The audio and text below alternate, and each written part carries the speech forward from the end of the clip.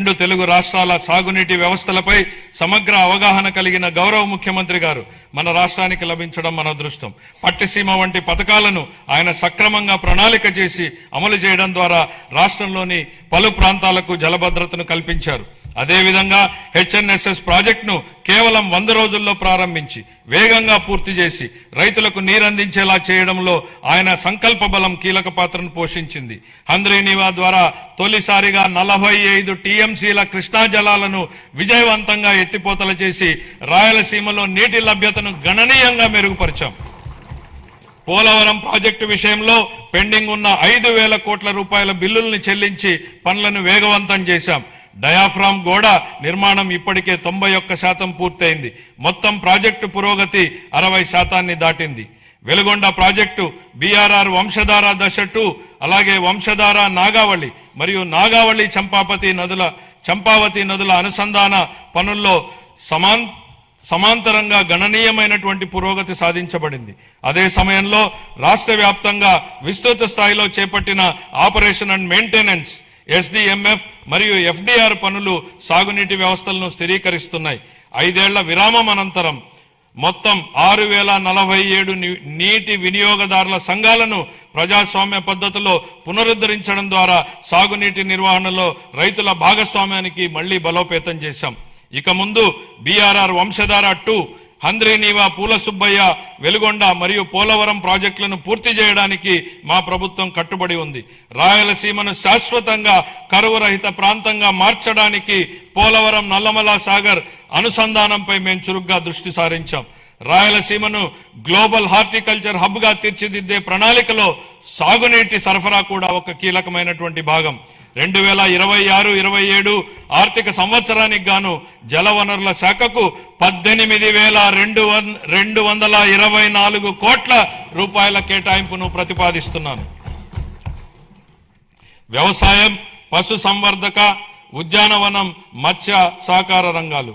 వ్యవసాయం గాడి తప్పితే మిగతా ఏ రంగానికి సక్రమంగా నడిచే అవకాశం ఉండదు అన్న ఎంఎస్ స్వామినాథన్ గారి సూక్తిని గుర్తు చేస్తున్నాను అధ్యక్ష. అన్నదాత రైతులే సమాజానికి మూల స్తంభాలు. వారు పండించే ఆహారమే ప్రతి కుటుంబానికి మూలాధారం. అందువల్ల రైతుల సంక్షేమమే మా ప్రభుత్వానికి అత్యున్నత ప్రాధాన్యం. అన్నదాత సుఖీభవ పిఎం కిసాన్ పథకం కింద 2025-26 ఆర్థిక సంవత్సరంలో 46.86 లక్షల రైతు కుటుంబాలకు 20,000 రూపాయలు చొప్పున పెంచిన ఆర్థిక సహాయాన్ని అందిస్తూ మొత్తం 6,600 కోట్లను విడుదల చేశాం.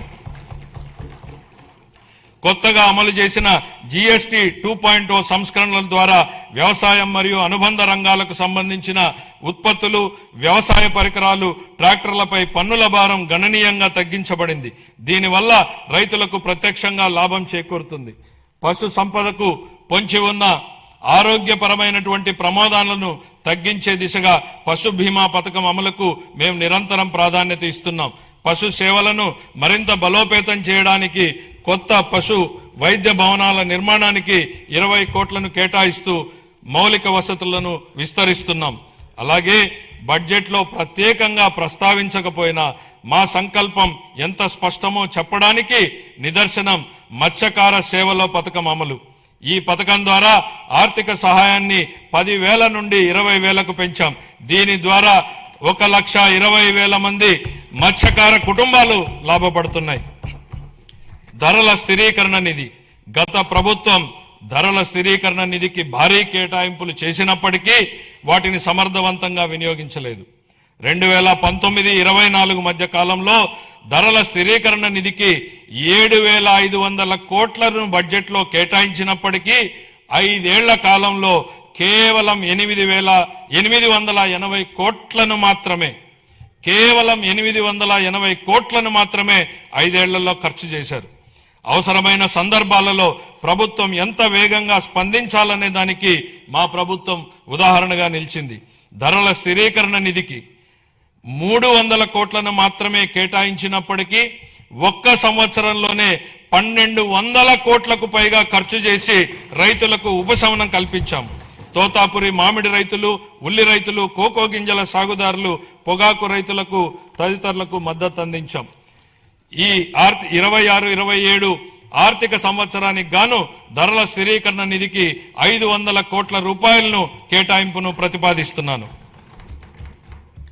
సహకార రంగం పదవి బాధ్యతలు స్వీకరించినప్పటి నుంచి సహకార రంగాన్ని పునరుద్ధరించేందుకు మా ప్రభుత్వం కట్టుబడి పనిచేస్తోంది. యాప్కాప్, డీసీసీబీలు ప్యాక్స్ తో కూడిన 3 అంచెల సహకార వ్యవస్థను బలోపేతం చేయడం ద్వారా గ్రామీణ ఆర్థిక వ్యవస్థకు మరింత బలం చేకూర్చాం.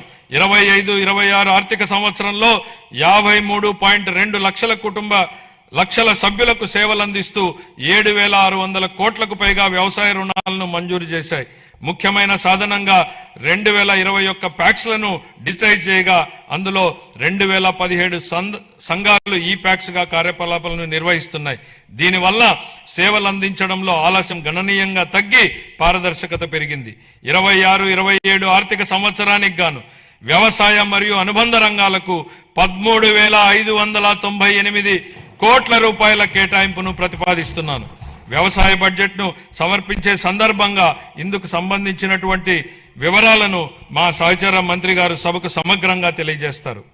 పాఠశాల విద్య, ఉన్నత విద్య, నైపుణ్యాభివృద్ధి, ఉపాధి శిక్షణ విద్యనుద్దేశించి నెల్సన్ మండేలా గారి మాటల్లో, ప్రపంచాన్ని మార్చడానికి మీరు ఉపయోగించగల అత్యంత శక్తివంతమైనటువంటి ఆయుధం విద్య. విద్య అనేది కేవలం భవనాలు, పాఠ్య ప్రణాళికలు లేదా పరీక్షలకే పరిమితం కాదు. తన బిడ్డ మంచి భవిష్యత్తును సాధిస్తాడనే నమ్మకంతో ఉన్న తల్లి కళ్లల్లో కనిపించే ఆశే విద్య. గ్రామీణ ప్రాంతానికి చెందిన ఒక విద్యార్థి వైద్యుడు, ఇంజనీరు, ఉపాధ్యాయుడు లేదా సివిల్ సర్వెంట్ కావాలని కలలు కనే సంకల్పమే విద్య. మా ప్రభుత్వం విద్యను కేవలం పరిపాలనా బాధ్యతగా కాకుండా ఒక నైతిక కట్టుబాటుగా పరిగణిస్తుంది. మా దృష్టిలో పాఠశాలలు